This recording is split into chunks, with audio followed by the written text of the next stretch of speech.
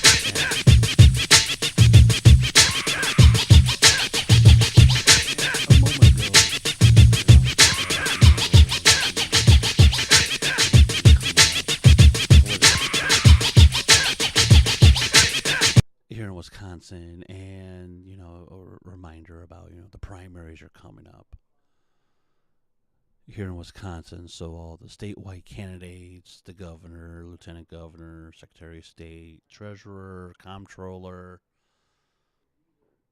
senatorial candidates, as well as representative U.S. or excuse me, well, yeah, both U.S. representatives as well as House representatives and certain state senatorial candidates. They're out there getting ready for the primaries and for the general election in November.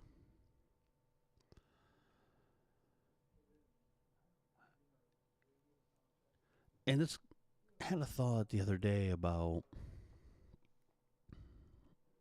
I think we all know why Wisconsin is an important state when we look at the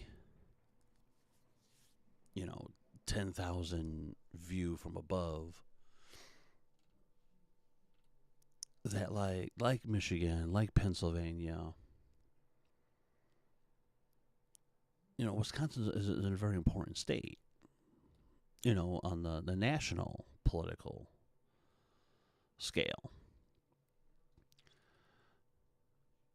But if we come back down to the state and kind of look at the climate once again. Other episodes I kind of hinted at or remarked about the state of affairs here in Wisconsin, and why, and especially like with the gubernatorial candidates, here in Wisconsin, like, what does that mean once they become governor?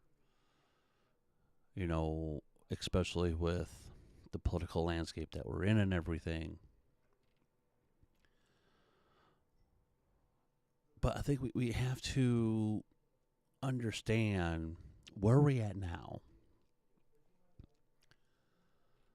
and how, at this moment,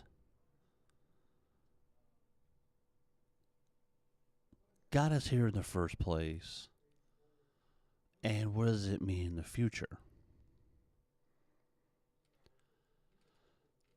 And in order to do that, we have to look at one particular person. And many people can say, well, one person doesn't really change anything. And on a grassroots organizing level, for sure, I mean, it's not one person. It takes a movement to do that. But you also need that one person to kind of ignite the motivation, the purpose of said movement or said cause that needs to be changed or be removed also.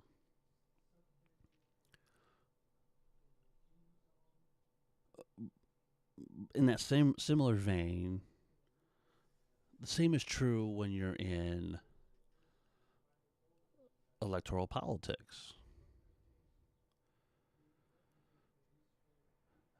One person can really make changes in a state quite drastically.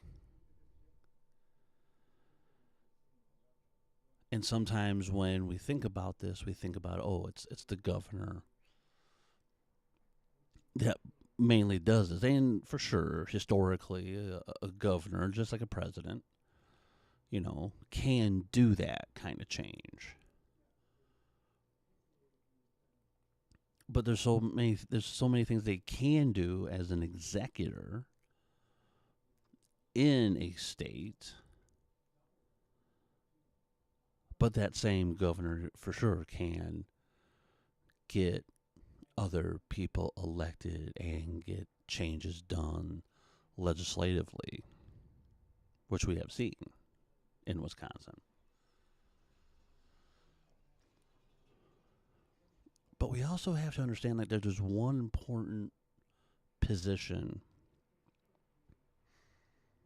in the legislature that really makes changes.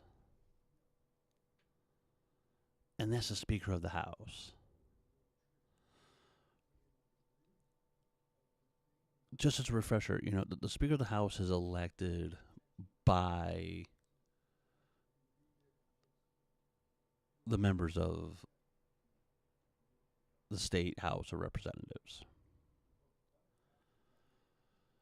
So once the representatives get elected, they come in around December, sometimes January. They'll come in for the new session of the House. And one of the business items that they have to do is to elect the Speaker of the House. And this is kind of generally done within House, and they generally have an idea who they want to see as the speakers, both Democrats and Republicans. And it's not really advertised like a campaign that, oh, it's going to be this person, oh, it's going to be that person. There's like a lot of names that kind of get drummed up. And the media likes to speculate who these people are, but political strategists, you know, have an idea on who that person or at least one or two other people in mind that will be said speaker. So once the elections take place for the House Speaker, then that person is essentially in charge of the House of Representatives. They are in charge of, think of it as like, they are the management of the House. So they take care of the day-to-day operations within the House. They also get to put before committees different bills and approve committee members and set schedules, and they have a lot of power in the legislature. And having lived in a state where the House Speaker was practically another governor, and that was Mike Madigan, was really interesting to see in the 20 year out of 40 years Mike Madigan was the Speaker of the House. I mean, he literally shifted policies in the state of Illinois, and you had certain Democrats elected. He did have some hand to some degree with some governors, but for the most part, he shifted politics in Illinois. And like I said, I mean, it was almost like having like another governor who was making sure that the bills that were getting passed, the bills that weren't getting passed, and really making sure Republicans didn't have a voice in the House, let alone getting many Republicans elected into the House. The same is true as Wisconsin, and we have a speaker who is not seeking re-election, and that is Speaker Vos. He mentioned not too long ago that he's not going to seek re-election, and therefore he'll be stepping down as the Speaker for the Wisconsin State Assembly. Robin Vos, this is the person that we have to look at as to how the political landscape of Wisconsin has really changed since 2013.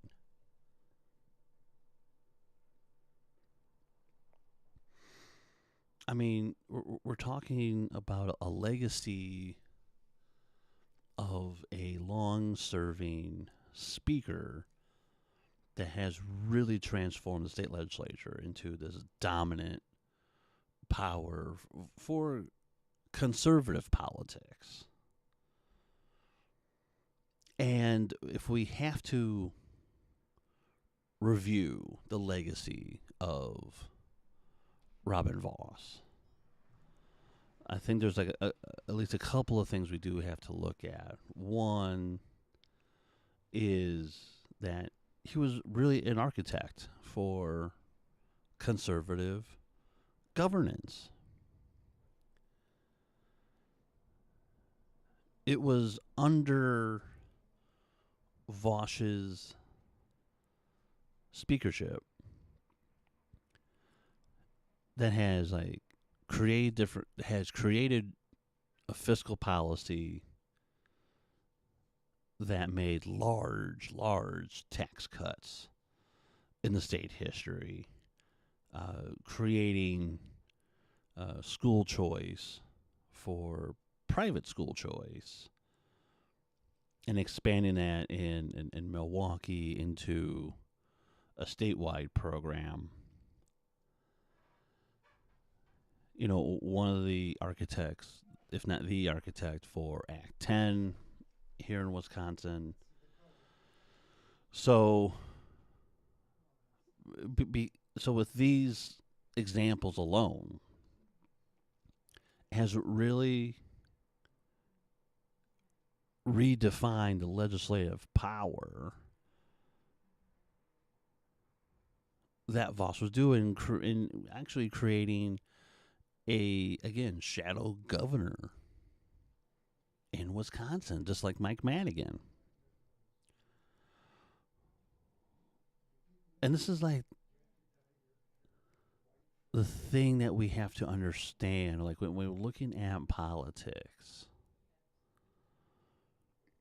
And I mentioned this to folks, is that for sure we have to look at the governor, we have to look at maybe key elected officials who are putting forward bills and everything, but it's really the speaker that we really have to pay attention to. And in fact, I mean, I think a lot of people have been paying attention on the federal level, on the state level. We really need to be looking at the speaker, because when a speaker creates a shadow governorship where he can use that power to, again, block, ignore, or even rewrite executive priorities, is where we start having these conversations about, the legalities and, should this even be happening? And one of the critical things that Vos did was use the lame duck session before Scott Walker left as governor, using that lame duck session in order to really tie Governor Evers' hands behind his back.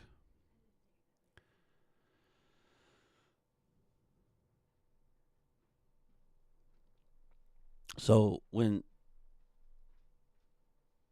Vos got elected, he came in under Scott Walker. Scott Walker, again, with Vos, conjured up Act 10 and a few other conservative policies that were being passed through. But when Scott Walker, as Scott Walker, as I mentioned, was going out the door, there was a lot of key things Vos wanted to do. One of them was a lawsuit control, which meant that the legislature gave itself the power to intervene in lawsuits and require the Attorney General to get approval from the Republican-controlled Joint Finance Committee before settling cases. Vos also tried to get, or did get, this waiver of authority that prohibited the governor to seek federal waivers for programs like Medicaid or SNAP without legislative approval.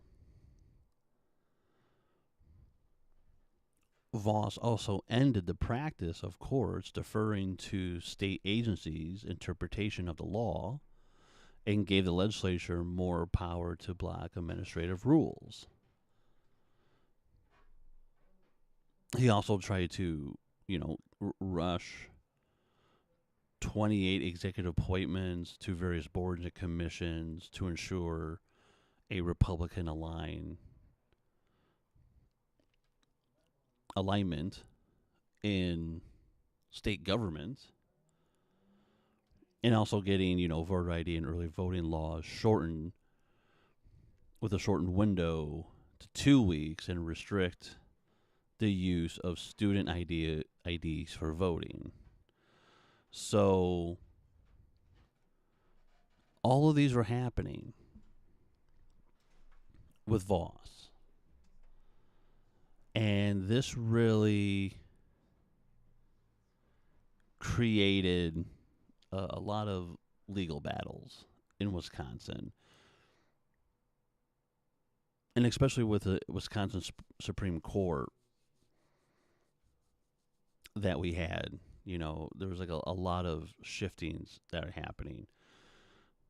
So a lot of the things that the Supreme Court upheld that Vos pushed through happened. So this became the Vos Evers era when it comes to powers in the legislature.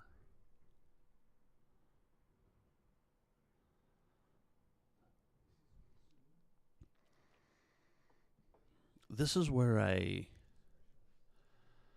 when I have taught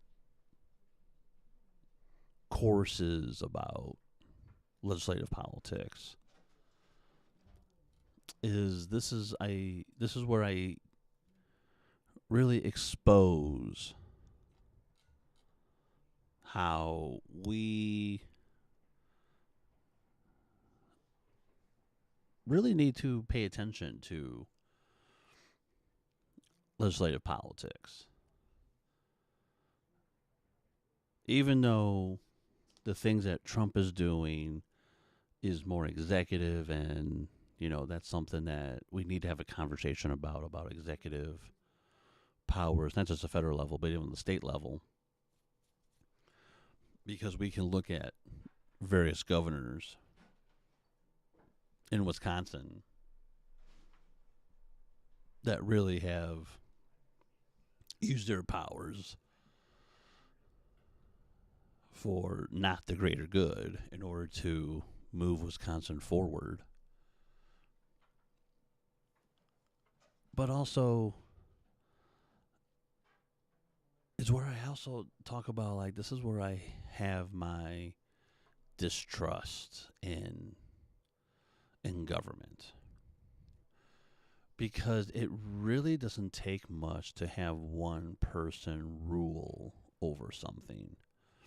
Whether it be what we're seeing with, again, Donald Trump at the federal level, or what Speaker Vos has been doing for years. Now, yes, Vos is not seeking re-election, therefore Vos is gone for sure.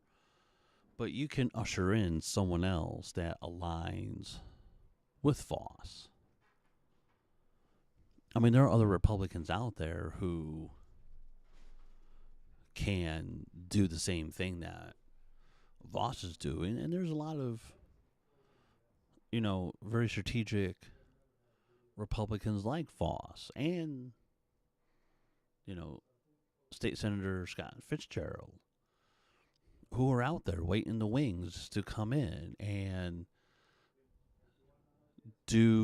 maintain what Vos has done, if not do something what they consider is better. But again, better for who? Because it won't be for the betterment of Wisconsinites. Because again, Republicans don't care about people, no matter how much they tell you. Republicans can tell you that they're there for the people, and they're there for maintaining a governance that is not about taking money away from people. But until Republicans realize that what they're doing is nothing more than extracting money from working class people, that they continue to uphold oppressive policies, Because they can say all they want about the Constitution and everything else. That we're talking about the same piece of paper that has upheld white supremacy and the patriarchy and create class division and destruction of the environment and many other things.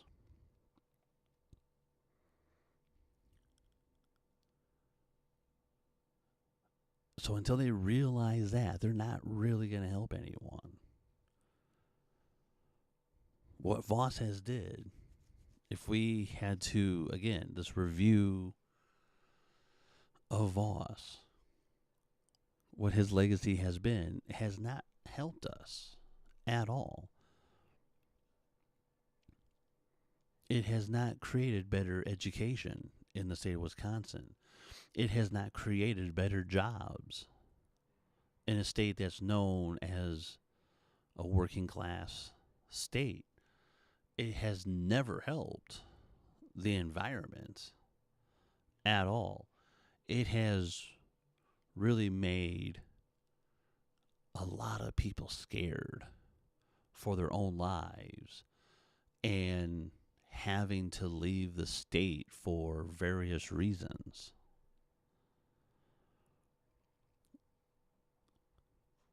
So Republicans can say all they want that, oh, Evers is doing this, Evers is doing that. Next Democrat is going to raise taxes, and we're going to see an exodus of people leaving the state like Illinois and everywhere else. It's not because of that. It's going to be because of the very political landscape that has been created. And this political landscape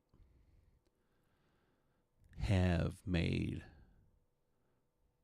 people question if they should ever stay in the state of Wisconsin. The landscape that we live in makes us think like, if I'm ever going to fight to have a better workplace. We have a political landscape that is looking at a state that is not the same Wisconsin that people know and love. Rather, it's a state that, are we ever just going to survive?